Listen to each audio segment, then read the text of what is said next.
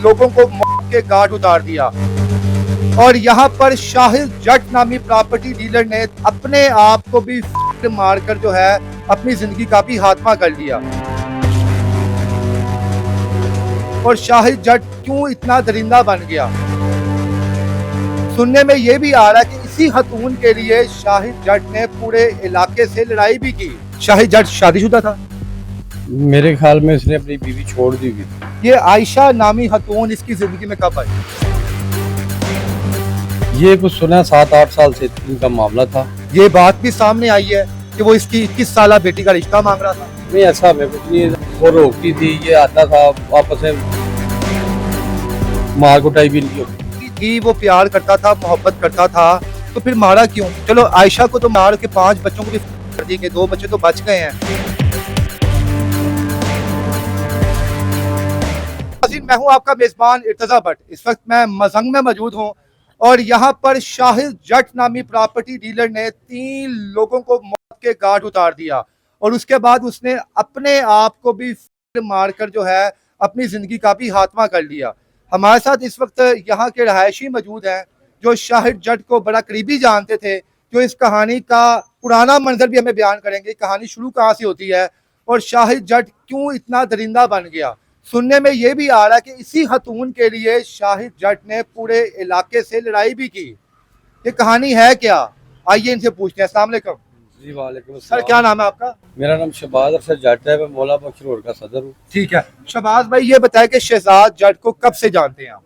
मैं इनको कोई 3-4 साल से जानता हूँ। 3-4 साल से? जी। शाहिद रहने वाला ये पुराना इधर का है। ठीक है। शाहिद जट शादीशुदा था?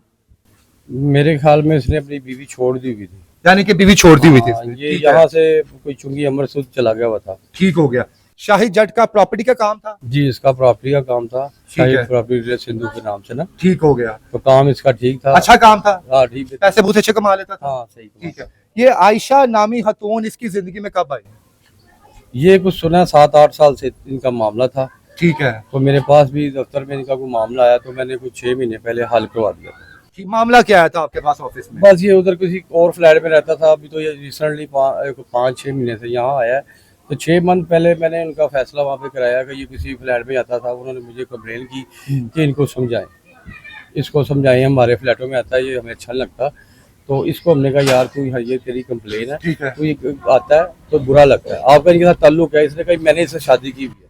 अच्छा, वो कहता था कि मैंने इससे शादी की, लेकिन ये बात भी सामने आई है कि वो इसकी 21 साल बेटी का रिश्ता मांग रहा था। नहीं, ऐसा हमें कुछ नहीं। अल्लाह ताला जो मर गया, बड़ा अफसोसनाक वाक़या है। तो अल्लाह किसी के साथ ना करे।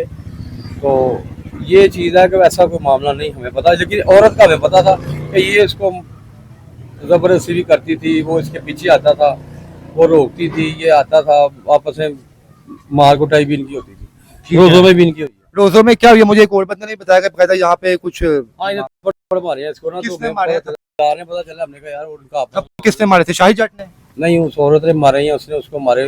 पहले औरत ही मार रही थी। यानी औरत ने?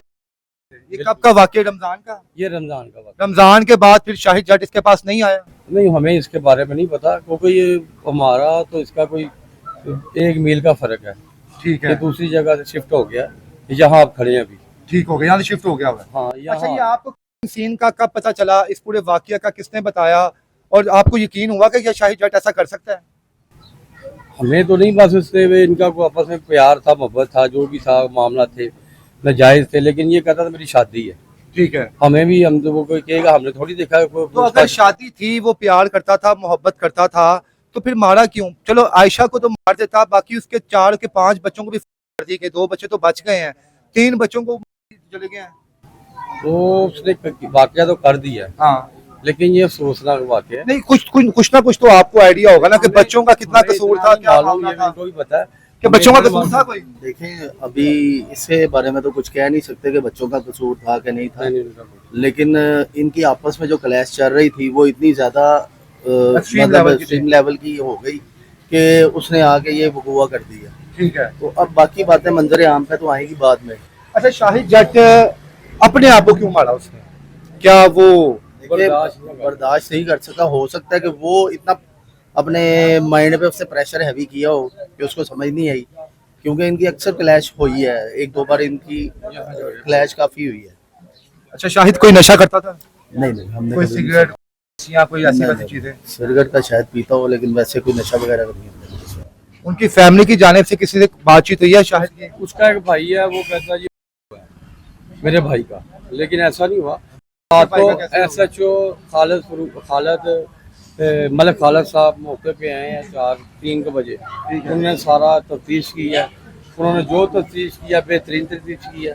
उन्होंने क्या निकाला कहानी का? उन्होंने बस इसका जो निकाला है कि ये इसने खुद को इसने मार के उनको ना खुद मोहल्लेदारों से उन्होंने तफ्तीश करके बड़ा अच्छा ये उन्होंने बड़ा बेहतरीन उन्होंने। अच्छा आखिर भैया बता दिए पूरे वाकये में आप किसे कसूरवार समझते हैं? ये इस तरह का काम होने नहीं चाहिए जो हो रहा है, जो हुआ है इन्होंने आपस में किया हुआ गलत कामों का नतीजा है। आपने मना नहीं किया दोस्त के नाते यार छोड़ दो? हमारा एज एक डीलर था, हम भी प्रॉपर्टी डीलर का काम करते हैं, ये भाई भी करता है, ये भी करता है, ठीक है। उसको क्या समझाते, जब 2 दफा इसकी सुलह हमने करवाई है। यानी वो पागल था उसके पीछे, जुनूनी था। उनका लेवल काफी हाई लेवल पे चले गए हुए थे दोनों, तो समझाना। कितने के हाई लेवल पे चले गए थे? बार बार आपने ये इतने हाई लेवल पे जाने का रिजल्ट आपके सामने है, तब भी बंदा करता है ना ये काम। जी नाज़रीन, कहानी आपके सामने रखी है। कहानी का ये चेहरा मेरे लिए बिल्कुल नया था कि शाहिद जट बकायदा तौर पे आयशा के लिए पागल था, दीवाना था, दुनिया से लड़ता था, झगड़ता था। ये 7 दोस्त हैं, प्रॉपर्टी डीलर है, समझाते थे कि यार छोड़ दे यार, अपनी जिंदगी एंजॉय कर, इनसे लड़ना, इनसे झगड़ना। और वो आयशा ने सुना, ये भी सुनने में आ रहा है कि रमजान के महीने में इसी चौक के अंदर आयशा ने शाहिद जट के मुंह पर थप्पड़ मारे थे और बकायदा तौर पे ये कहा था कि तुम इस काबिल नहीं हो। बेटी का रिश्ता भी मांगा गया। ये कहानी अब आपके सामने है।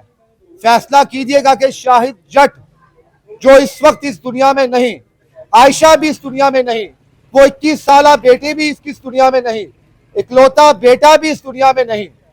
बहरहाल ये चेहरे वही हैं जो साथ थे।